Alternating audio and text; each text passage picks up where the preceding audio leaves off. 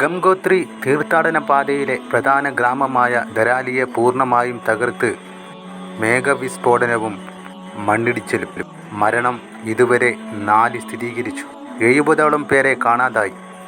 വിനോദസഞ്ചാരികളടക്കം ഒട്ടേറെ പേർ അവശിഷ്ടങ്ങൾക്കിടയിൽ കുടുങ്ങിക്കിടക്കുന്നു. 7 കിലോമീറ്റർ അകലെ ഹർഷീലിലുള്ള സൈനിക ക്യാമ്പ് തകർന്ന് 8 സൈനികരെ കാണാതായെന്ന് സേനാ വൃത്തങ്ങൾ അറിയിച്ചു.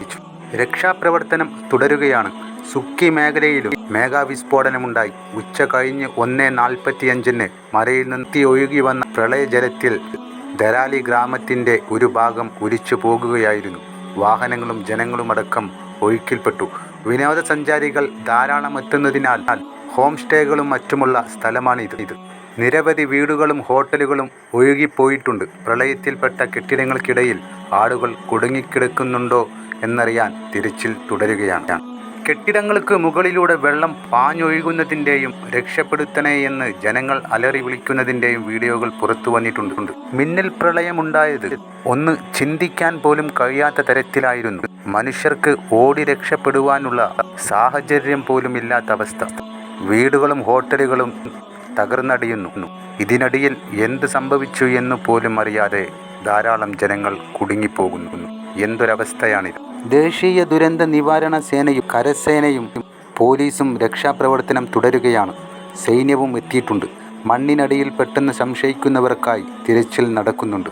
പ്രളയത്തെ തുടർന്ന് ഗീർഗംഗ നദിയിലെ ജലനിരപ്പ് അപകടകരമായ നിലയിലേക്ക് ഉയർന്നതിനാൽ നദീതീരത്തെ താമസക്കാരും മറ്റും സുരക്ഷിത സ്ഥാനങ്ങളിലേക്ക് മാറണമെന്ന് അധികൃതർ അറിയിച്ചിട്ടുണ്ട്. നിരവധി ഹോട്ടലുകളും മിന്നൽ പ്രളയത്തിൽ ഒലിച്ചു പോയതായി ദൃക്സാക്ഷികളെ ഉദ്ധരിച്ച് ദേശീയ മാധ്യമങ്ങൾ റിപ്പോർട്ട് ചെയ്തു.